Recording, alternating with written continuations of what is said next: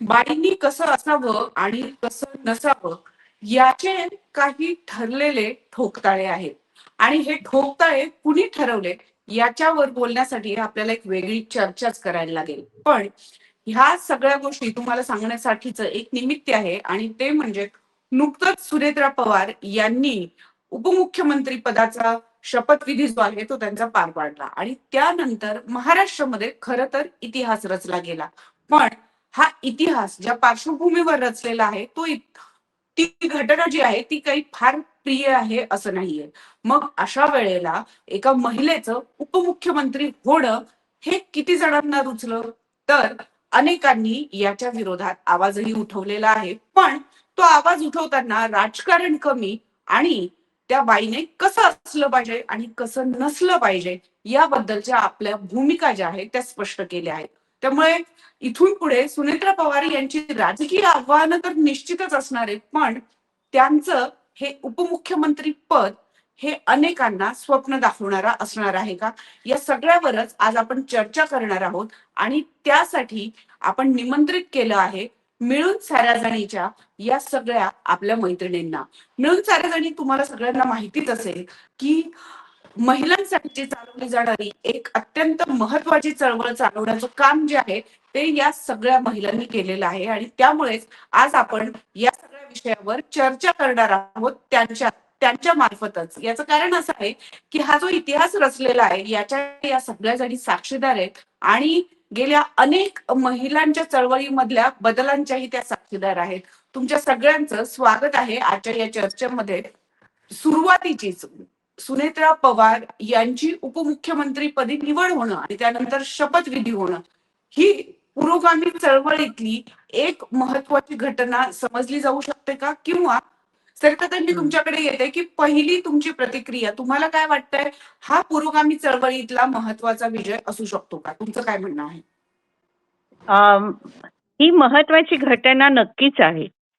एका स्त्रीनं मंत्रिपदावरती येणं. कारण मला असं वाटतं महाराष्ट्राच्या इतिहासात पहिल्यांदाच स्त्री मुख्यमंत्री आपल्याला लाभलेली आहे. पण आपण त्याच्यावरून लगेच हा आपल्या पुरोगामी चळवळीचा विजय आहे असं कन्क्लुजन काढणं थोडं धोक्याचं आहे.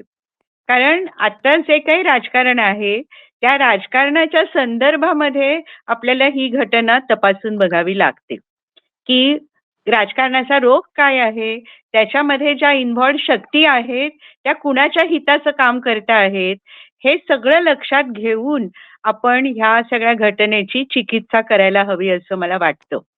कारण सुनेत्रा पवार उपमुख्यमंत्री झाल्याबरोबर पश्चिम महाराष्ट्राचा जो साखर कारखानदारांचा गट आहे त्या गटाने त्यांना पाठिंबा दिलेला आहे. आजच ते जाहीर झालेले आहे. त्यामुळे अशा ज्या घटना घडता आहेत त्याच्यावरून हे स्पष्ट होतं की मराठा राजकारणामधले जे ताकदवान लोक आहेत, जे हितसंबंधी लोक आहेत, त्या सर्व हितसंबंधींचा सुनेत्रा पवारांना पाठिंबा आहे असं दिसतंय. त्यामुळे हे जे राजकारण आहे ते खूप मोठ्या प्रमाणात पितृसत्ताक आणि पुरुष प्रधान अशा प्रकारचं आहे. आणि अशा प्रकारच्या राजकारणाने ह्या सुनेत्रा पवारांना निवडलं आहे. कदाचित अपरिहार्यता असेल म्हणून निवडलं असेल ते आपल्याला सांगता येत नाही, परंतु त्यांनी निवड केलेली आहे. आणि पहिली गोष्ट माझ्यासारख्या कार्यकर्तीच्या मनात जी आली, प्रश्न आला तो असा आला की सुनेत्रा पवारांचा बोलवता धनी कोण असणार, हा माझ्या मनामध्ये पहिला प्रश्न आला. आता इंदिरा गांधी ज्यावेळी झाल्या आपल्या पंतप्रधान त्यावेळीच त्यांना गुंगी गुडिया असं म्हटलं गेलं होतं. त्यावेळीच त्यांना स्वतःचं काही मत असेल, त्या स्वतःला काही प्रभाव सिद्ध करतील अशी आशा नव्हती तेव्हाच्या लोकांना. आणि ही पुरुष प्रधान मानसिकता आहे, पण ती मानसिकता भेदून इंदिरा गांधींनी स्वतःचं कर्तृत्व सिद्ध केलेलं आहे. तर सुनेत्राताईंसमोर हे आव्हान आहे, निश्चितच आहे, पण त्या आव्हानाचा कसा त्या स्वीकार करतात ह्याच्यावरती आपल्या पुरोगामी चळवळीचा विजय झालाय की नाही हे आपल्याला ठरवता येईल. आत्ताच ते सांगणं हे फार लवकर होईल, प्री मॅच्युअर होईल असं मला वाटतं. अगदीच गीताताई, मी तो प्रश्न विचारला तो पुन्हा रिपीट करते तुमच्यासाठी की या पद्धतीनं म्हणजे एखादी महिला उपमुख्यमंत्री होणं आणि ते इतरांना खरंच इतक्या सहजासहजी पचवता येणार आहे का? तुम्हाला याबद्दल काय वाटतं? मला असं वाटतं की आता जसं सरिता म्हणाली तसंच आहे. पण याच्यामध्ये एक नक्की होतं की एक भावनिकता आपण जेव्हा लक्षात घेतो तेव्हा स्त्रियांना नक्की असं वाटणार आहे की अरे वा, महिला उपमुख्यमंत्री झाली आणि त्याचा नक्की एक सकारात्मक परिणाम स्त्रियांच्यावरती होणार आहे. म्हणजे हे मी नाही अगदी भाबडेपणातून म्हणत नाहीये, मी हे भावनिक दृष्ट्या म्हणते. आणि आपण असं म्हणतो की खरं म्हणजे स्त्रियांना राजकारण नीट कळलं पाहिजे, त्यांनी राजकारणात सहभागी व्हायला पाहिजे. तर ही एका अर्थाने संधी आहे की स्त्रीला राजकारणात सहभागी व्हायला, म्हणजे तिथे करते पण दाखवायला तिला ही संधी आहे. आणि मला असं वाटतं की या संधीचा फायदा त्या घेऊ शकतील. राजकारण आपण म्हणतो तसं इतकं पुरुषी आणि पुरुष प्रधान आहे, ते अवघड खूप आहे. पण त्यांना राजकारणाचं बाळकडू आहे इतकं, आणि आतापर्यंत त्यांनी इतकं सगळं बघितलेलं आहे. त्याच्यामुळे आपण अशी आशा करू शकतो आजच्या घटकेला की या उपमुख्यमंत्री होणं महिला महाराष्ट्राच्या या आजवर झालेल्या नाहीये. म्हणजे आतापर्यंत आपण असंही म्हणतो की कठीण परिस्थितीत फक्त तुम्ही बाईला पुढे करताय का? म्हणजे आहे त्या नॉर्मल परिस्थितीमध्ये बाई आजवर झालेली नाहीये ना. त्याच्यामुळे पुन्हा हे अतिशय पुरुष प्रधानच राजकारण आहे. पण या पुरुष प्रधान राजकारणाच्या वरती स्वार होऊन काही करू शकतील का सुनेत्राताई? तर त्यांनी ते करावं अशी आपण नक्की शुभेच्छा सदिच्छा देऊ शकतो. आणि त्याच्यासाठी आपण सर्व स्त्रियांनी, विशेषतः स्त्रीवादी स्त्रियांनी म्हणजे स्त्री चळवळींनी याकडे असं बघायला पाहिजे की निदान एक महिला आलेली आहे तर त्या महिलेला महिलांचे प्रश्न आणि एकूण स्त्रीवादी प्रश्न, म्हणजे आपण काय म्हणतो की शोषित वंचितांचे प्रश्न त्यांनी बघायला पाहिजेत. त्यांनी सत्तेभोवती नुसतं स्वतःच्या घराण्याच्या सत्तेविषयी न करता त्यांनी या सगळ्या सत्तेचा विचार उपयोग आपल्या ज्या वंचित महिला आता समजा विशेषतः आहेत तर वंचित महिलांच्या संदर्भात, ग्रामीण भागातल्या महिलांच्या संदर्भात जास्ती करावा. कारण एका अर्थाने त्यांचा ग्रामीण महिलांशी कनेक्ट सुद्धा आहे. तर या सगळ्याचा फायदा त्या कसा करून घेतात आणि पुरुषी राजकारणावर मात करण्यासाठी स्वतः काही करतात का, हे बघणं खूप अगदी औचित्याचं आणि उत्सुकतेचं वाटतंय आम्हाला सगळ्यांना. लताताई, मी तुमच्याकडे येते. एक तर खरं तर राजकारणात मुळात संख्या जी आहे, आपण राजकीय कुठलेही कार्यक्रम पाहिले तर तिथे महिला नेत्यांच्या संख्या जर पाहिल्या त्या अगदी बोटावर मोजण्या इतक्या पण नसतात. खरं तर इतक्या त्या अल्प असतात असलेल्या आपण पाहिल्यात. अगदी सुनेत्रा पवारांचा शपथविधी होत असतानाही हीच घटना, हेच संख्याबळ रिपीट होताना आपल्याला दिसतंय. पण राजकारणामध्ये जेव्हा एखादी महिला येते तेव्हा ही परावलंबीच असेल, म्हणजे निर्णय क्षमतेने हे गृहीत धरलं जाणं हे नक्की कुठून येतं? कारण वैचारिक समजल्या जाणाऱ्या अशा पुरुष संपादकांनीही यावर नोंदी घेतलेल्या आहेत आणि अगदी कुठलाही निर्णय येण्याआधी तुम्ही चुकला अशा प्रकारच्या घोषणाही करून ते रिकामे झालेले आहेत. हे मुळात येतं कुठून नक्की? अजून कुठलाही निर्णय झालेला नाहीये, अजून चूक बरोबर करण्याची ही खरं तर आपण कुठलीही तशी वेळ पण नाहीये आणि निर्णयही नाहीये. असं नसतानाही या महिलेनी हा निर्णय घेणं हा कदाचित त्यांच्या अॅम्बिशनचा भाग असू शकेल, कदाचित नसूही शकेल, कदाचित ते कुणीतरी लादलेलंही असू शकेल. पण ही महिला परावलंबीच आहे. इंदिरा गांधी झाल्या तेव्हा ही महिला गुंगेखुर्याच असणार आहे. हे असणं हे गृहीत का धरलं जातं आणि वैचारिक समजले जाणारी ही सगळी मंडळी जी आहेत ती जाहीररित्या त्याचं प्रदर्शन इतक्या सहजरित्या कसं करू शकतात? मला असं वाटतं की सुनेत्राताईंची निवड आता ज्या एका वातावरणामध्ये झाली आहे त्यामध्ये किंवा ज्या परिस्थितीमध्ये झाली आहे ती परिस्थिती आपण लक्षात घेतली पाहिजे. एकूण दादांचं अपघाती निधन होण्याच्या आधी राष्ट्रवादीचे दोन्ही गट एकत्र येण्याची एक खूप चर्चा चालू होती आणि या चर्चेच्या साक्षीदार सुनेत्राताई नक्कीच होत्या. दुसरं जे काही घडलेलं आहे ते घडल्यानंतर जे राजकारणाने उसळी मारलेली आहे त्यामध्ये राष्ट्रवादीचा एक गट आपल्या ताब्यात ठेवण्याचा सत्ताधारी युतीचा प्रयत्नही दिसून आलेला आहे आणि त्यामुळे यामध्ये सुनेत्राताईंना स्वतःचा निर्णय घेणं हे एक राजकीय कार्यकर्ता, कारण त्यांच्याकडे बघताना आपण फक्त महिला म्हणून नाही पाहिलं पाहिजे, कारण त्या एक खासदार आहेत. त्याचबरोबर पार्लमेंटमध्येही त्यांनी काही एका कमिटीवर त्या काम करत होत्या. पार्लमेंटचा अनुभवही त्यांना आहे. दुसरं टेक्सटाईल पार्क उभं करत असताना तिथला प्रशासकीय अनुभव आहे. आणि त्यामुळे या संबंध सत्तेच्या राजकारणामध्ये सुनेत्राताई अगदी खूप नव्या आहेत असं मला वाटत नाही. पण जे दबाव असतात सगळे ते पुरुषांवरही राहतात राजकारणाचे आणि महिलांवरही राहतात. आताच्या परिस्थितीमध्ये राष्ट्रवादी पुढे आणणं म्हणजे राष्ट्रवादी अजित पवार गट पुढे आणणं आणि जे आता संबंध तत्वशून्य राजकारण महाराष्ट्रात चाललंय. आपण संबंध महानगरपालिका त्याच्या आधी नगरपंचायतीच्या निवडणुकांमध्येही पाहिलं. त्यामध्ये सुनेत्राताई पदावर असणं ही आजच्या सत्ताधाऱ्यांची गरज आहे. कारण त्यांना संबंध आताची आलेली सत्ता किंवा जिल्हा परिषदा मधली सत्ता येणारं फंडिंग हे सगळं ताब्यात ठेवायचं आहे.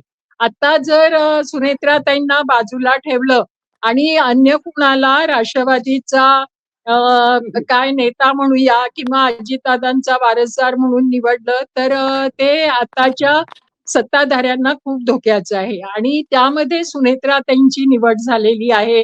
ही निवड हा मला महिला किंवा असा भाग वाटत नाही, हा सत्तेच्या राजकारणामधला आणि आताच सत्ता टिकवून ठेवणं असलेली संबंध एक सहानुभूती जी आहे त्या सहानुभूतीचा वापर करून सत्ता पुढे नेणं आणि त्यामध्ये सुनेत्राताईंना निवडलं गेलेलं आहे.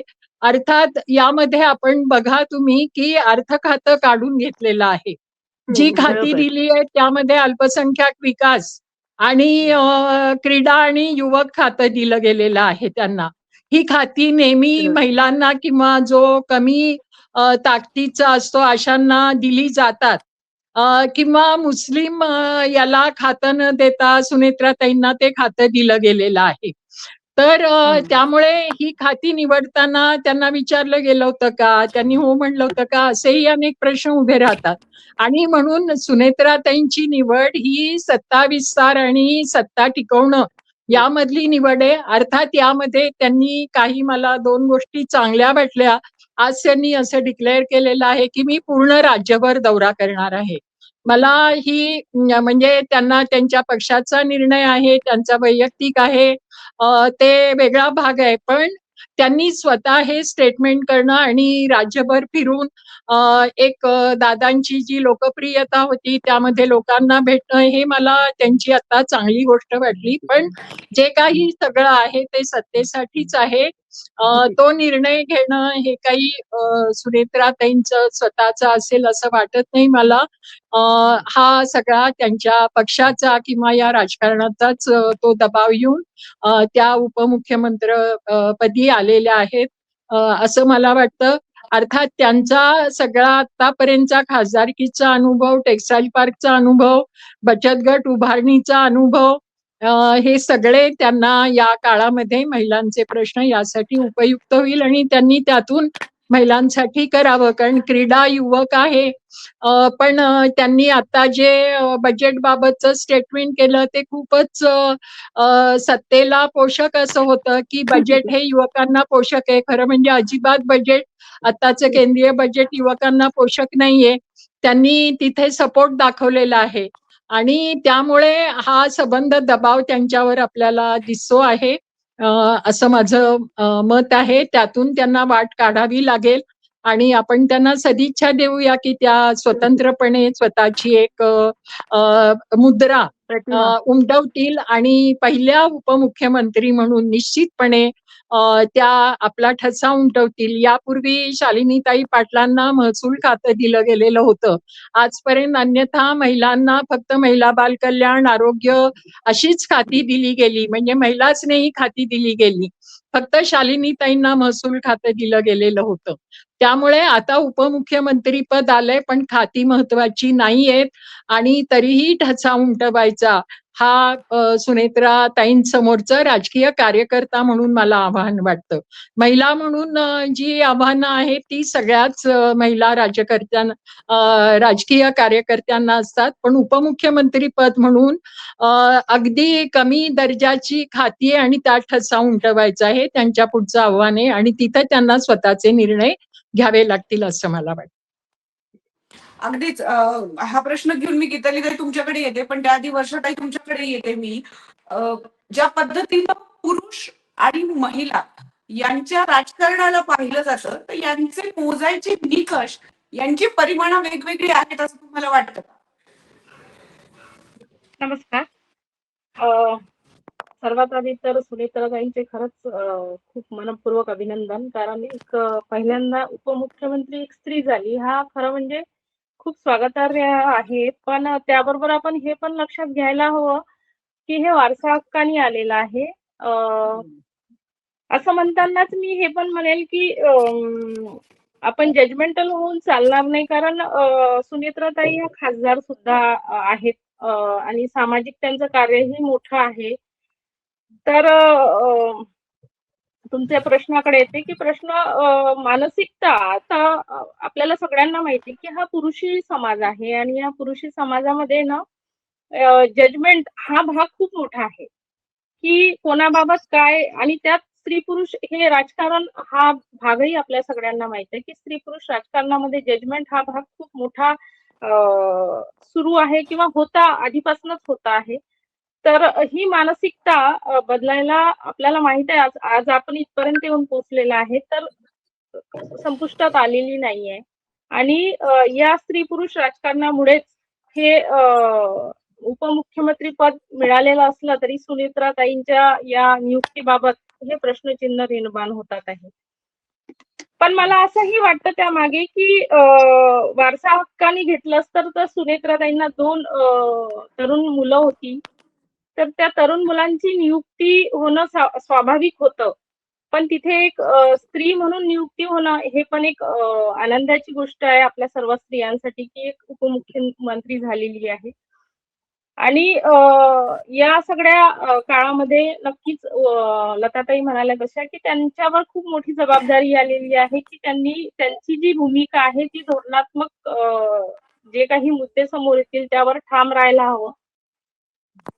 एकूणच राजकीय जी आतमधले राजकारण असेल, पक्षांतर्गत असेल, त्यावर त्यांनी ठोसपणे निर्णय घ्यायला हवा.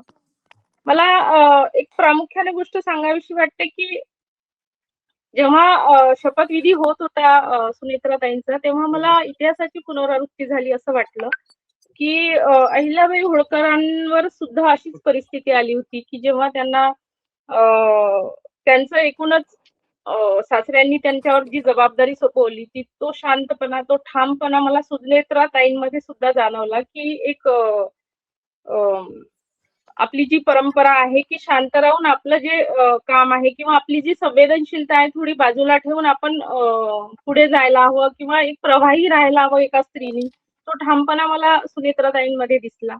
त्यामुळे मला असं पर्सनली वाटत नाही की एक कठपुतली म्हणून त्या उभ्या राहतील, त्या आश्वासकपणे त्यांचे ठामपणे निर्णय घेतील एक स्त्री म्हणून मला असं वाटतं. आणि ते त्यांनी घ्यायला हवे, कारण याचा सगळा परिणाम किंवा याचा सगळा हे एक स्त्रियांवर खूप मोठ्या प्रमाणात होणार आहे आणि ही मानसिकता जी होईल ती बदलायला मदत होईल असं मला वाटतं.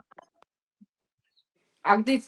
गीतालीताई मी तुमच्याकडे येते. ज्या पद्धतीनं मी म्हंटल की लताताईंशी बोलत असताना मी हाच प्रश्न विचारला की एखादी महिला राजकीय नेता, तिला काहीही अँबिशन नसेल, म्हणजे जी खासदार आहे तिला काहीही राजकीय अँबिशन नसेल आणि ती परावलंबीच असेल आणि तिने काहीही केलं तरी त्या एका ठराविक साच्यामधनं की 13 दिवस तिने शांतच राहिलं पाहिजे, दुःख व्यक्त केलं पाहिजे. एका पती गेल्यानंतर ज्या पद्धतीनं पत्नी दुःख करतात तसंच केलं पाहिजे. वास्तविक ज्या बॅकग्राऊंड मधनं त्या आलेल्या आहेत तिथे हे सगळं असणं खरं तर दुःख तर अर्थातच सगळ्यांनाच होणार, त्यातला तो काही चर्चेचा भागच नाहीये. पण त्या पद्धतीनं या चौकटी आखल्या गेलेल्या आहेत खास महिलांसाठी. तिथे आपण समजू शकतो की सामान्य नागरिक जे आहेत त्यांनी अशा पद्धतीनं व्यक्त होणं ही एक वेगळी बाब आहे. पण वैचारिक समजल्या जाणाऱ्या एखाद्या गटामधनं तुम्ही चुकले आहात, कुठलाही निर्णय घेण्याच्या आधीच त्यांचं चुकणं डिक्लेअर करणं, त्या परावलंबीच आहेत हे डिक्लेअर करणं, हे नक्की कुठून येतं? हे मला असं वाटतं अगदी पुरुष प्रधान मानसिकतेतून येतं आणि कितीही आपल्याला कोणी पुरोगामी पुरुष, पुरोगामी विद्वान वगैरे वगैरे वाटला ना, तरी आत खोलवर इतकी पुरुष प्रधानता आहे ती अशी नाही तर तशी येते. म्हणजे सूतकाच्या संदर्भात जे भयंकर केलं गेलं आणि ते अर्थात विशेषतः पत्नीने करायला पाहिजे होतं, किंवा सत्तेच्या संदर्भात इतक्या सत्तातूर होत्या का त्यामुळे अगदी सूतक संपायच्या आतच तिकडे गेल्या वगैरे वगैरे, हे जे आक्षेप घेतले आहेत ना, हे मला असं वाटतं की पुरुष केंद्रितता जी आहे, पुरुष प्रधानता जी आहे, आणि बाईनी म्हणजे कसं दोन खांद्यावर पदर घेऊन, आणि आता तर ती विधवा झाली आहे म्हणजे तर तिने काहीच नाही करत. म्हणजे आता आपण विधवा सन्मान वगैरे गोष्टींविषयी बोलायला लागलोय, सामान्य माणसंही करायला लागली आहेत, पण तरी अजून खोलवर तू प्रिया विचार करून बघ की लोकांच्या मनात अजूनही असं आहे का की आता ही विधवा झाली म्हणजे हिने एका ठराविक पद्धतीने पांढऱ्या साड्या नेसून दोन खांद्यावर पदर घेऊन कालीमान घालूनच राहायला पाहिजे आणि जे काय निर्णय घ्यायचे आहेत ते अतिशय शालीनपणे घ्यायला पाहिजे. तर मला असं वाटतं की इथे सत्ताकारणामध्ये या पद्धतीने त्यांनी या सगळ्या बाईच्या भोवती म्हणून ज्या कुंपणं घातली गेली आहेत ना, लक्ष्मण रेषा आहेत, त्या सगळ्या धैर्याने ओलांडल्या पाहिजेत. त्या ओलांडतातच आहेत एकीकडे, आणि त्यांनी ओलांडत आपलं जे कर्तृत्व आहे ते सिद्ध करायला पाहिजे. दुसरं मला तुला असं म्हणावंसं वाटतं की एकूण कसं दिसतं, कुठलाही यशस्वी पुरुष असतो त्याच्या मागे अनेक स्त्रिया असतात. तर मी नेहमी असं म्हणते की त्यांचं कर्तृत्व जे आहे ते दिसतं त्यापेक्षा खरं म्हणजे कमी आहे. आणि बाईचं जे कर्तृत्व असतं तिच्या मागे तर कोणीच नसतं सहसा, पण तिच्या पुढे संकटांचा डोंगर उभा असतो, तो आर पार करून ती पुढे जाते. म्हणजे बाईचं जे कर्तृत्व दिसतं ते दिसतं त्यापेक्षा खूप जास्ती असतं, कारण तिला खूप अडथळे पार करून यावं लागतं. तर त्याने मला असं वाटतं की इतके दिवस सुनेत्राताई जे करत होत्या, सामाजिक काम करत होत्या, राजकीय काम करत होत्या, ते करत असताना त्यांना कितीतरी कौटुंबिक नातेसंबंधांच्या बाबतीत तडजोडी कराव्या लागत असल्या पाहिजे. आणि आता खरं म्हणजे त्यांनी लक्षात घ्यायला पाहिजे की त्या एक स्वतंत्र राजकीय नेता आहेत आणि त्या पद्धतीने त्यांनी अतिशय धडाडीने पुढे जायला पाहिजे. कुठेही त्यांनी असं हे करायला नको की मी दोन मुलांची आई आहे, मग माझ्या मुलांचं करिअर काय आहे, मुलांच्या करिअर करता मी तडजोड करायला पाहिजे का, माझं मी काहीतरी करिअर करायला पाहिजे आणि ते सगळं महाराष्ट्राच्या भल्यासाठी करायला पाहिजे. म्हणजे आता झालंय काय, ज्या पद्धतीने लता म्हणाली तसं अगदी अतिशय तत्वहीन असं राजकारण झालेलं आहे. त्या याच्यामध्ये जनतेचं काहीतरी भलं करायचंय हे पूर्ण लोक विसरून गेले. म्हणजे सत्ताकारण हे फक्त स्वतःच्यासाठी, ते कुठे सामाजिक व्यवस्था नीट व्हावी, समाजाचा विकास व्हावा, स्त्रियांचा विकास व्हावा, विशेषतः आता आपण जेव्हा महिला म्हणतोय तेव्हा अशा पद्धतीने होत नाहीये ना. तर तो विचार यांनी करणं, आणि आत्ताचं राजकारण ज्या पद्धतीने विकेंद्रित नाहीये, तर त्या पद्धतीने म्हणजे स्त्रीवादी राजकारण म्हणजे काय, तर वंचितांसाठीचं राजकारण, शोषितांच्या बाजूनीचं राजकारण, आणि मुख्य म्हणजे विकेंद्रित राजकारण. सत्ता ही फक्त स्वतःसाठी असायला पाहिजे, हा जो भ्रम झालाय आता, म्हणजे आता ते खरं म्हणजे सगळ्यांना न्यू नॉर्मल म्हणतो ना, तसं झालंय की सत्ता असली की पैसा मिळवणं आणि पैशातून सत्ता मिळवणं, हे जे काय आता चाललं आहे त्याला कुठेतरी छेद द्यायचा प्रयत्न यांनी केला तर आपल्याला असं वाटेल की खरंच या चांगल्या पद्धतीनेच राजकारण करत आहे. आता यासाठी खूप मोठं त्यांना लागणार आहे धैर्य, आणि ते सगळं धैर्य त्यांना मिळावं यासाठी पक्षांतर्गत त्यांना बळ मिळालं पाहिजे. आणि मला असं वाटतं आमच्यासारख्या स्त्री चळवळीतल्या कार्यकर्त्यांनी त्यासाठी त्यांना बळ द्यायला पाहिजे. म्हणजे पक्षात तीच जाऊन कुठेतरी महिला उपमुख्यमंत्री झालीये यासाठी आपण काहीतरी त्यांना बळ देणं, आणि त्या महिला उपमुख्यमंत्र्याला काहीतरी त्या अर्थाने चांगलं काम करायला मदत करणं, समाजाचं भलं करायला मदत करणं, असं मला वाटतंय. तर त्या पद्धतीने आपण सगळ्यांनी मिळून पुढे जाऊ. अगदीच वर्षाताई, मी तुमच्याकडे येते. एखाद्या महिलेनं एखाद्या खुर्चीवर बसणं आणि तो निर्णय घेणं, आजही आपण सोशल मीडियावर पाहिलं तर इंदिरा गांधी बसलेले आहेत आणि त्यांच्या भोवती काही पुरुष नेते मंडळी उभे आहेत. या पद्धतीचे फोटोज फिरले जातात, त्याच्यावर बरेच चर्चा वादविवाद होतात. पण एका महिलेनं उपमुख्यमंत्री होणं हे सामाजिकरित्या काय परिणाम देऊ शकेल असं तुम्हाला वाटतं? नक्कीच एका महिलेनं उपमुख्यमंत्री होणं म्हणजे ही एक जरी आता हा विचार क्रांतिकारी नसेल तरी हा विचार संक्रमणाचा आहे. संक्रमणाचा याच्यासाठी की स्त्रिया पुढे जाऊन, काळाच्या पुढे जाऊन विचार करायला लागतील. मी पण तिथपर्यंत पोहोचेल. जेव्हा इंदिरा गांधी झाल्या त्यापासून आपण पाहतोय पुढचा काळ जो आलेला आहे तो स्त्रियांमध्ये बरेच बदल झालेले आहे. मुळात राजकारण म्हणजे अगदी गावतळापासून तुम्हाला माहित असेल ना, तर एक बोलीभाषेत म्हण आहे, राजकारण लय वंगाळ आहे. ही मानसिकता स्त्रियांमध्ये जाणीवपूर्वक रुजवलेली आहे गावांमधून तर शेवटपर्यंत, की एखादी स्त्री राजकारणात गेली म्हणजे तिचं जे व्यक्तिमत्व आहे ते कुठेतरी कॅरेक्टरशी जोडलं जातं. आणि मग अशा वेळी स्त्रिया थोड्याशा मागे येतात, की नको ना, कशाला भानगडीत पडायचं, या आपला तो प्रांत नाहीये आणि आपण त्याच्यामध्ये शिरायचं नाहीये. या मानसिकतेतून राजकारणाकडे स्त्रिया जास्त प्रमाणात वळत नाहीये. पण जिथे एक उपमुख्यमंत्री स्त्री झाली आहे आणि ती आपली मर्यादा ओळखून हे राजकारण करत आहे, तर अशा वेळी हा एक न बोलता मेसेज अनेक स्त्रियांपर्यंत, तळागाळातल्या स्त्रियांपर्यंत जाऊन पोहोचणार आहे, की आपणही काय करू शकतो. अनेक स्त्रियांमध्ये कॅलिबर आहे, पण ते ह्या सगळ्या मानसिकतेमुळे, पुरुषी वर्चस्वाच्या या मानसिकतेमुळे ते मागे पडताय. आणि माझं तर ठाम म्हणणं आहे की स्त्रियांमध्ये खूप कॅलिबर आहे, की जे ते खूप दडलेलं आहे, उंबऱ्याच्या आतमध्ये आहे, की जे ते बाहेर यायला हवं. म्हणून जास्तीत जास्त स्त्रियांनी राजकारणाकडे सुद्धा वळायला हवं. आता तुम्हाला सांगायला हरकत नाही की आमच्या नागपूरच्या सुमतीताई सुकडीकर, ज्या की फक्त आता आम्ही कोणाचा वारसा सांगावं स्त्रियांमधून तेव्हाच्या काळातला, तर सुमतीताई सुकडीकरांचा एक वारसा आहे. मग असे किती असे बोटावर मोजणे इतके उदाहरणं आम्ही देऊ शकू. पण पुरुषांच्या बाबतीत असं होत नाही ना. पुरुष सहजपणे याच्याकडे वळतो. एक नेता म्हणून, एक पक्षातला कार्यकर्ता म्हणून वळतो, तर तो शेवटपर्यंत राजकारणाकडे आपली वाटचाल करत राहतो. पण स्त्रीच्या बाबतीत असं होत नाही. आणि या एकूणच प्रक्रियेमुळे, उपमुख्यमंत्री झाल्यामुळे ताई, तर त्यामुळे मला असं वाटतं की हा बराच बदल घडेल, मानसिकतेत घडेल. स्त्रियांच्या, पर्टिक्युलर मी स्त्रियांच्या म्हणते आहे, की स्त्रियांच्या मानसिकतेत हा बदल घडेल आणि स्त्रिया आपली वाटचाल राजकारणाकडे जाणीवपूर्वक करतील, असं मला वाटतं. मला याला जोडूनच मला असं वाटतंय की आपल्याकडे जे स्त्रियांना अग्निदिव्य करायला लावतात ना, त्या पद्धतीने आपण कुठतरी विरोध करणं, की दरवेळेला काहीतरी तिला भयंकर परिस्थिती निर्माण करायची तिच्यावरती आणि मग ती कशी ग्रेट आहे अशा पद्धतीने तिच्याकडे बघायचं. म्हणजे साधा याच्यामध्ये तिचा हा हक्क आहे, ती नागरिक आहे, पुरुषाप्रमाणे स्त्रीचा समान हक्क आहे. तर या पद्धतीने आजवर राजकारणाकडे बघितलेलंच जात नाहीये. आणि लताला जसं माहितीये, लता नेहमी आपण बोलतो की 25 वर्ष लागली विधानसभा लोकसभेमध्ये आरक्षण मिळाला महिलांना, आणि ते सुद्धा प्रत्यक्षात अजून 10 वर्ष तरी येत आहे की नाही असं आपल्याला शंका वाटतेय. तर हे जे पुरुषांच्या मनात सुद्धा आहे ना, की राजकारण म्हणजे आपलंच आहे.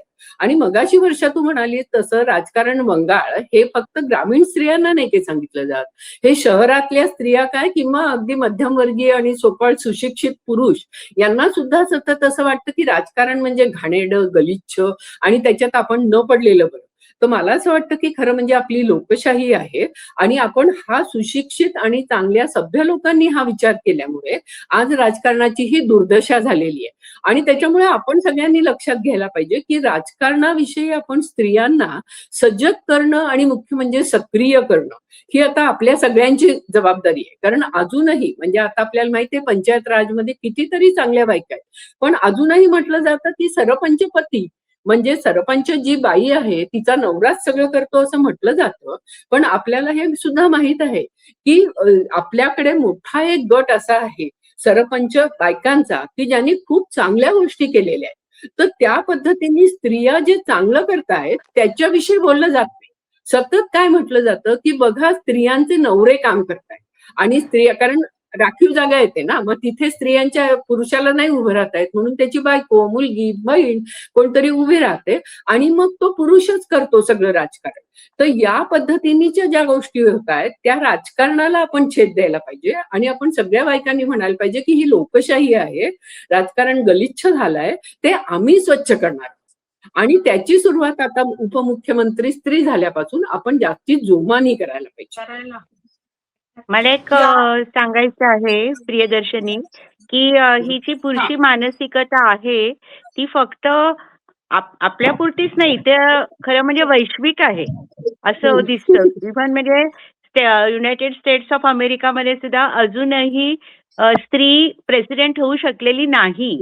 आणि मध्यंतरी एक अभ्यास करताना असं पण दिसलं, की अमेरिकेची राष्ट्राध्यक्ष जर स्त्री झाली, तर तिच्या पाळीच्या वेळामध्ये ती कमकुवत झालेली असेल आणि अशा वेळी तिच्या निर्णय क्षमतेवर परिणाम होईल, असं तिथले सुबुद्ध लोक म्हणलेले आहेत. म्हणजे ह्याच्यासारखा विनोद नाही. तर अशा रीतीचे हे आक्षेप हे फक्त आपले नाही तर जगाच्या पातळीवर घेतलेले आहेत आणि ते मोडून काढणं खूप गरजेचं आहे. आता लतानी निर्देश केला, की सुनेत्राताईंनी सगळ्या महाराष्ट्राचा दौरा काढायचं ठरवलं आहे आणि ही खूपच स्वागतार्ह घटना आहे. कारण मला असं वाटतं, की त्यांनी निरनिराळ्या स्तरातल्या लोकांचं, स्त्रियांचंच नाही तर लोकांचं जर निरीक्षण केलं, तर त्यांना प्रश्नांची गुंतागुंत अधिक चांगल्या रीतीने समजेल आणि त्या दृष्टीने त्या काही प्रयत्न करू शकतील. आणि मला शंका फक्त एवढीच आहे, की त्या मराठा समाजातनं आलेल्या आहेत आणि राजकारणी अशा कुटुंबाशी त्या जोडलेल्या आहेत. त्यामुळे त्यांची परिदृष्टी कशी असेल, असा एक प्रश्न मनामध्ये येतो. पण मी आताच बघत होते तेव्हा असंही मला दिसलं, की अजित पवारांनी शेतमजूर वगैरे समाजातल्या काही मुलांना निवडून त्यांना नासा बघायला पाठवलं होतं. म्हणजे त्यांची परिदृष्टी अशी होती, की ह्या समाजातल्या लोकांना सुद्धा विकासाची अनेक दालनं उघडी व्हायला हवीत. तर हे सगळं सुनेत्राताईंनी जवळून पाहिलं असल्यामुळे तो संस्कारही त्यांच्या मनावर असेल, अशी मला आशा वाटते. आणि त्या दृष्टीनं जर का त्यांनी महाराष्ट्राचा दौरा केला, तर खूप बरं होईल. आणि ह्यामध्ये आणखीन एक मला ॲड करायचंय थोडंसं, की आपण अपेक्षा सुनेत्राताईंकडनं करतोय, पण आपल्या काही अपेक्षा स्वतःकडनं पण असायला हव्यात. म्हणजे आपण आपले प्रश्न त्यांच्यापर्यंत कसे घेऊन जायचे? त्यांच्यापर्यंत आपल्या प्रश्नांची आपण कशी मांडणी करायची? कारण असं नाही करून चालणार, की त्या बघतील, त्या करतील असं नाही. तर इथली जी सजग स्त्री चळवळ आहे, तिने सुद्धा आपली नाळ ह्या मंत्रिपदावर असलेल्या स्त्रीशी जुळवायला पाहिजे. त्यांच्याशी चर्चा करायला पाहिजे आणि अशा रीतीचं जर का आपले संबंध सुधारले, तर त्याच्यामधनं काहीतरी चांगलं निष्पन्न होईल, असं मला वाटतं. मी अगदीच बोलू का? आपण हा हा लताताई, ताई बोला बोलू मी? बोला. हा, हो हो मला हो बोला. मुद्दा मांडायचा आहे, की आता सुनेत्राताई तातडीने त्यांनी शपथविधी केल्यावर आपल्याकडे काही वृत्तपत्रांनी टीका केली की ती घाई होती का, थोडं तरी घरामध्ये सुतक बितक पाळावं. मला याला जोडून असं म्हणायचंय की गेले 3-4 वर्ष महाराष्ट्रामध्ये विद्वानबद्दल पाळल्या जाऊ नाही. आता हेरवाड कोल्हापूर जिल्ह्यातल्या हेरवाड ग्रामपंचायतीने ठराव केला. त्यानंतर मुश्रीफ साहेबांनी, ते ग्रामविकास मंत्री होते, त्यांनी एक GR सारखं पत्र सगळ्या ग्रामपंचायतीला दिलं की असं ग्रामपंचायतीनी करावं. म्हणजे सक्ती नाही पण करावं. आणि यामधनं महाराष्ट्रातल्या अनेक ग्रामपंचायतीमध्ये आपल्या गावात विद्वानबद्दल क्रूर प्रथा पाळायच्या नाहीत असा निर्णय घेतला गेला. आता खरं म्हणजे अशा वातावरणामध्ये आणि अगदी सावित्रीबाई फुल्यांपासून की विधवा झाल्याबरोबर जेव्हा ते अग्नी मडक्यामधनं घेऊन जाणं हे सावित्रीबाईंनी केलं, तेव्हापासून आपल्याकडे विधवांनी एक परंपरा घडवली आहे की आम्ही पितृसत्तेचे हे सगळे नियम पाळणार नाही. आणि त्या दृष्टीने मला वाटतं की सुनेत्राताईंची जी शपथ घेणं आहे, उपमुख्यमंत्रीपद घेणं आहे, त्यांना कुठली खाती आहेत हा मुद्दा मी बाजूला ठेवते. पण आपण विधवाही खरं शब्द वापरू नये, पण याच्यामुळे ज्या एकलनारी आहेत त्यांना मोठं बळ मिळणार आहे. एक नैतिक संबंध वातावरण, सांस्कृतिक वातावरण त्यातनं तयार होईल. मागच्या ग्रामपंचायत निवडणुकीमध्ये मराठवाड्यामध्ये एकल महिलांनी पॅनल केलं आणि जवळजवळ 30-35 अशा ग्रामपंचायत सदस्य निवडून आल्या. त्यामुळे राजकारणामध्ये हा एक मोठा प्रभाव होणार आहे. मला आठवतं की जयवंतीबेन मेहता जेव्हा त्यांचे पती गेले तेव्हा त्या वर्षभर बाहेर पडल्या नव्हत्या असं आम्ही ऐकलो. आणि त्यामुळे ते सगळा काळ सोडला. खरं मृणालताई हे केशव गोरे गेल्यानंतर लगेच ऍक्टिव्ह झालेल्या होत्या. महाराष्ट्रामध्ये आपण व्यक्ती म्हणून मानतो आणि म्हणून सुनेत्राताईंवर अशी टीका करणारी वृत्तपत्र किंवा कुजबूज करणारे लोक, त्यांना हा एक मोठा परिणाम पुढच्या काळामध्ये होणार आहे यांचा, की एक विधवा आलेली आहे. आता ते कुठल्या कारणाने आली हा सगळा मुद्दा वेगळा, पण व्यापक सांस्कृतिक आणि हे परिणाम निश्चितपणे होतील असं मला यामध्ये वाटतं. एवढा मुद्दा मला ऍड करायचा आहे की गीतालीनी जसं म्हणलं की महिला चळवळीनी आपण यांना आपण बळ दिलं पाहिजे, तर त्यामध्ये हा व्यापक परिणाम होतो आहे. त्या दृष्टीने आपण म्हणजे पाठिंबा देणं, त्यांना जाऊन भेटून काही निवेदनं देणं आणि महिलांचे काम त्यांच्याकडनं करून घेणं हे आपण केलं पाहिजे. प्रिया, अगदीच, मला एक मुद्दा मला जरा बोल. मला काय वाटतं की आता एकल महिला, लता तू म्हणालीस, आणि एकल सगळेच जण म्हणतात, हेरम कुलकर्णींपासून सगळेजण, पण मध्ये एकदा असं हे डिबेट जेव्हा चाललं होतं तेव्हा असं बोलणं झालं होतं की अर्धांगिनी म्हणतो ना, पत्नीला आपण अर्धांगिनी म्हणतो, नवऱ्याला काही अर्धांग वगैरे म्हणत नाही. तेव्हा असं झालं होतं की या महिला ज्या आहेत या पूर्णांगिनी आहेत, म्हणजे या पद्धतीचा त्यांचा थोडा एक सन्मान करण्याच्या दृष्टीने, किंवा त्या कशा आत्मनिर्भर आहेत, स्वायत्त आहेत, अशा अर्थाने त्यांना पूर्णांगिनी हा शब्द पण वापरला गेला होता आणि तो विद्वांना खूप चांगला वाटला. म्हणजे एकल हा शब्द आपण नेहमी वापरतो, पण या एकल शब्दाला सुद्धा कुठेतरी एकट्या आहेत वगैरे असा काहीतरी संदर्भ राहतो आणि त्याच्यामुळे त्या पूर्णांगिनी आहेत आणि त्या व्यवस्थित कर्तबगार आहेत आणि आपलं आपण सर्व आयुष्य जगू शकताय अशा अर्थाची एक पॉझिटिव्ह इमेज याच्यातून येऊ शकते. आणि त्याच्यामुळे सतत विधवा विधवा हे जे म्हटलं जात आहे याच्या संदर्भात आपल्याला काहीतरी बघायला. मला पण याला म्हणून एक हे म्हणायचंय की जिथे आपण म्हणतोय की स्त्री पुरुष हा भेद न करता आम्ही मनुष्य आहोत किंवा मानव आहोत, तेव्हा ह्या सगळ्या गोष्टी लावण्याची गरज नाही की एकल आहे किंवा एकूणच अर्धांगिनी आहे. मला असं वाटतं की स्वतंत्र व्यक्तिमत्व आहे आणि तोच बाज सुनेत्राताईंनी पकडला असं मला कायम वाटत आलं जेव्हा त्यांनी शपथ घेतली. त्यांना दुःख नाही हा भाग नाही किंवा त्यांना त्या बाबीवरून ट्रोल करण्यात आला आहे आणि ते सगळ्यात जास्त पुरुषांनी केलंय. तर त्याच्या मागे पुरुषांची मानसिकता आपल्याला ओळखू आली की तुम्हाला दुखवटा पाडणं म्हणजे काय नुसतं फक्त तुम्ही 3 दिवस किंवा 10 दिवस घरात राहणं हा दुखवटा पाडणं होत नाही. ती संवेदनशीलता त्यांच्यात आहे, त्यांच्या व्यक्तिमत्वात ती ठासून दिसत सुद्धा होती. पण म्हणून त्या व्यक्तिमत्व म्हणून त्या पूर्णपणे उभ्या राहिल्या तिथे, ही खूप महत्वाची गोष्ट मला त्यावेळी वाटते. म्हणून मी म्हटलं की हा क्रांतिकारी जरी विजय हे नसेल, घटना नसेल, तरी ही संक्रमणाची घटना नक्कीच आहे आणि याच्यातून महिलांनी बोध नक्की घ्यावा. अगदीच, महिला चळवळीच्या इतिहासामध्ये ही महाराष्ट्रासाठी म्हणवली जाणारी अशी ही घटना जी आहे याची नोंद आपण सगळ्यांनीच खरं तर घेतलेली आहे. पण त्यासाठी इतकी वाईट घटना घडावी लागते, म्हणजे बाईला संधी मिळणार आहे तर ती संधी कधीही सहज मिळत नाही. त्यासाठी अशा पद्धतीच्या घटना घडाव्या लागतात. म्हणजे अनेकदा महिला शेतकऱ्यांनाही जेव्हा संधी दिली जाते तेव्हा तो दुष्काळ पडावा लागतो, तेव्हा कुठेतरी त्यांना संधी मिळते. त्यामुळे ही जी काही मानसिकता आहे की बाईला प्रूफ आणि आता त्यांना प्रूफ करावं लागणार आहे. म्हणजे त्याच जागी जर कुठला पुरुष असतात तर ते प्रूफ करणं हे वेगळ्या अनुषंगाने ठरलं असतं. आता मात्र त्यांना स्वतःला प्रूफ करावं लागणार आहे.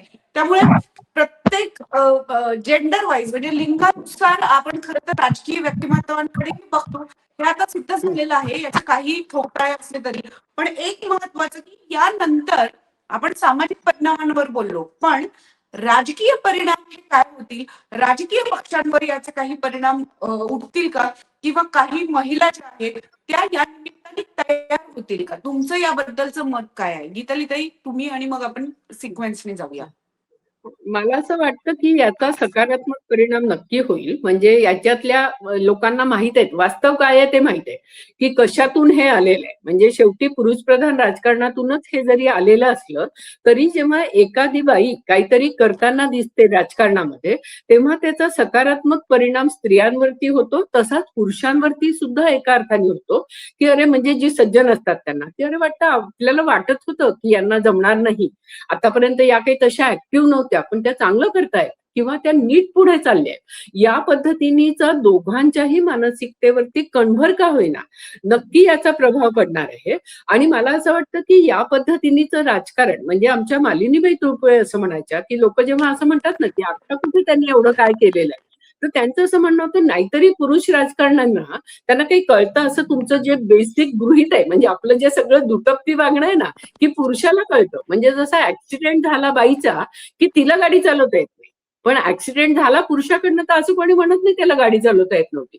तसं बाईच्या बाबतीत असं की तिला प्रशिक्षण नाहीये याचं, असं खूप बाऊ केला जातो. तर मालिनताई म्हणायच्या पुरुषांना तरी कुठे आहे प्रशिक्षण, आणि बायका खूप हुशार असतात, बायकांना बरोबर कळतं. आणि आपण स्त्रीवादी चळवळ तर म्हणतोच की पर्सनल इज पॉलिटिकल, आणि सत्य संबंध सगळे जर का ती घरातले सांभाळू शकते आहे, तर ती बाहेरचे का नाही करू शकणार?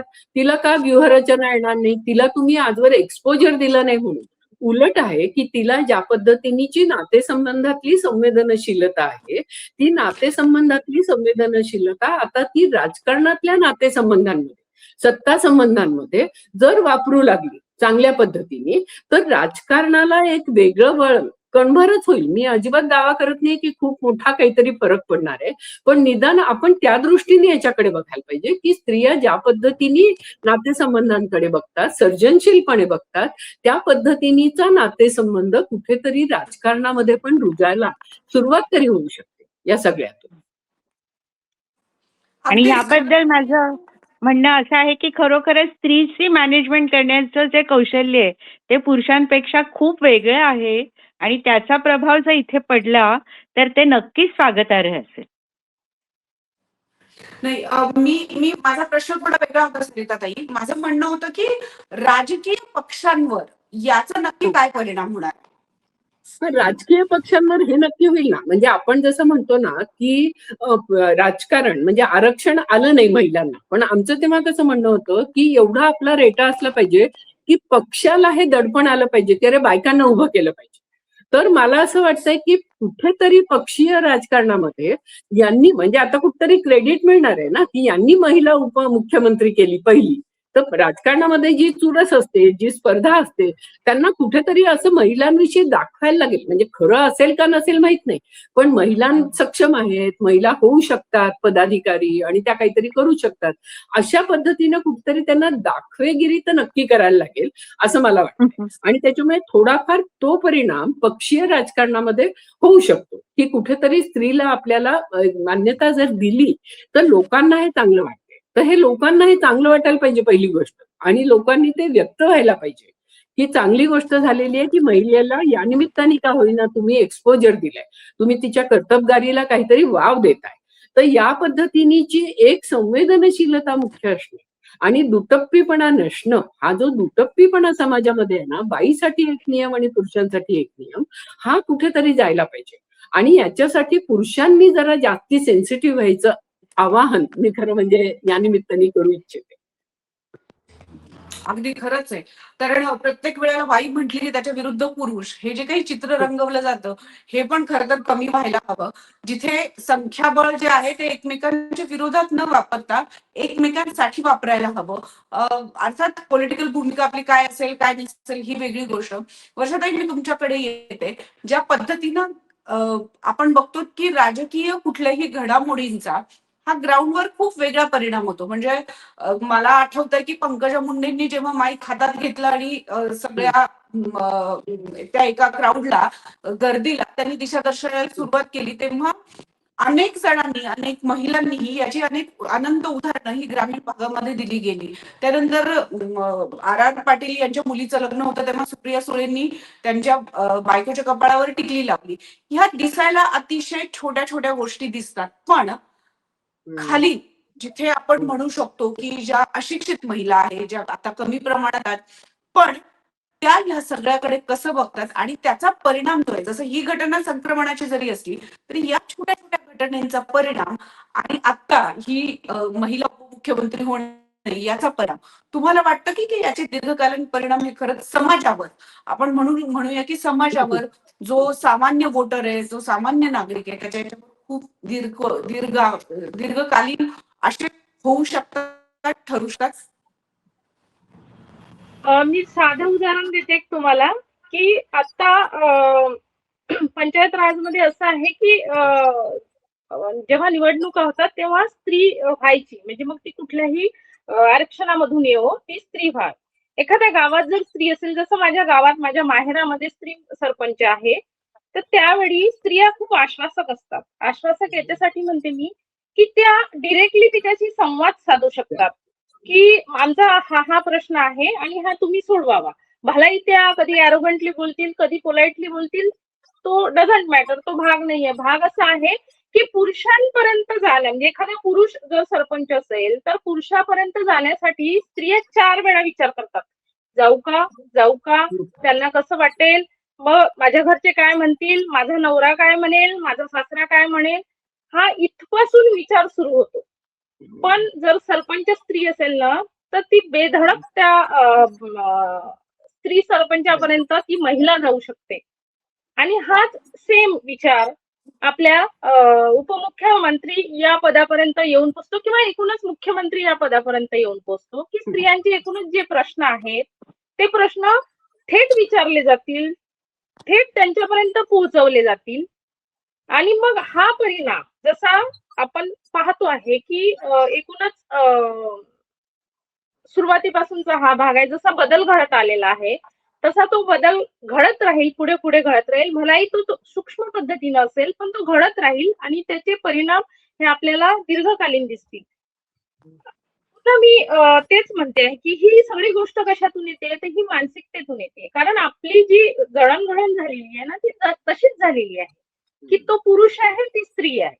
हीच आपली मानसिक जडणघडण झालेली आहे. आणि ही मानसिक घडण ज्या दिवशी बंद म्हणता येणार नाही, पण ज्या दिवशी ही राईट वेला जाईल की ऍज अ ह्युमन आहे तो किंवा ती, तर त्या दिवशी ह्या सगळे प्रॉब्लेम्स बऱ्यापैकी कमी होतील. पण आपली घरातूनच ही सुरुवात असल्यामुळे काय होतंय, बाईला कधीतरी माणूस म्हणून बघितलं जाईल या सगळ्या चौकटीतनं.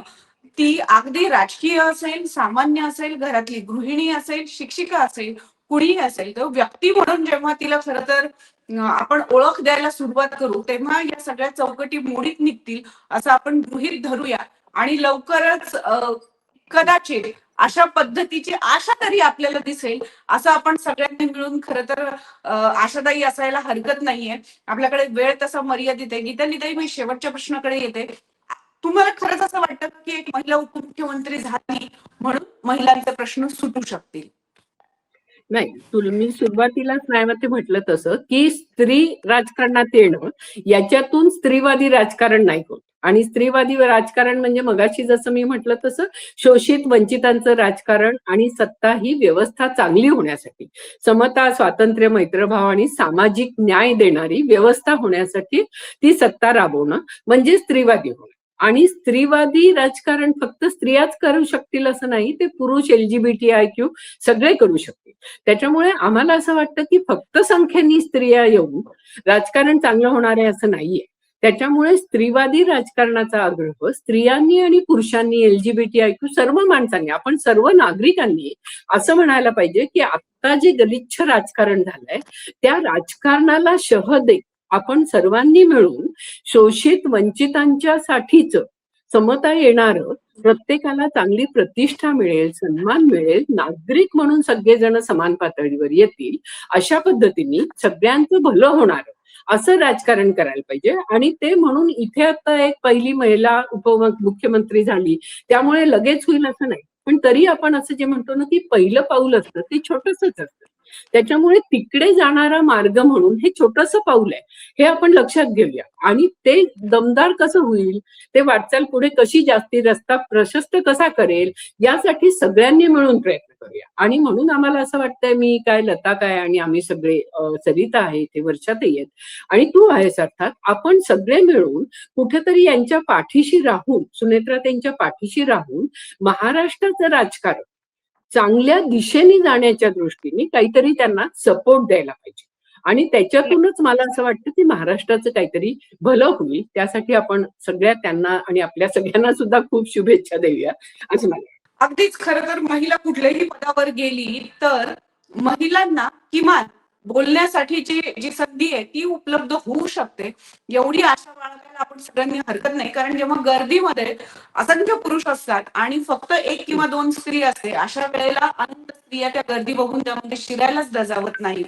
ही परिस्थिती जी आहे ती किमान काही काळामध्ये बदलेल आणि मंत्रालयात अधिकाधिक महिला दिसून पुन्हा महिलांचे प्रश्न जे आहेत ते सोडवले जातील, अशी आशा आपण या निमित्ताने व्यक्त करूया. आणि तुम्ही सगळ्याजणींनी इतका वेळ दिला त्याबद्दल तुमचे खूप खूप धन्यवाद. थँक्यू. आमचे तुला खूप आभार आहे. थँक्यू. आणि या आम्हाला पद्धतीने बोलवलं आपण त्यांनी, राजकारण पुढे नेऊ. बोलायची संधी दिली त्याबद्दल आभार.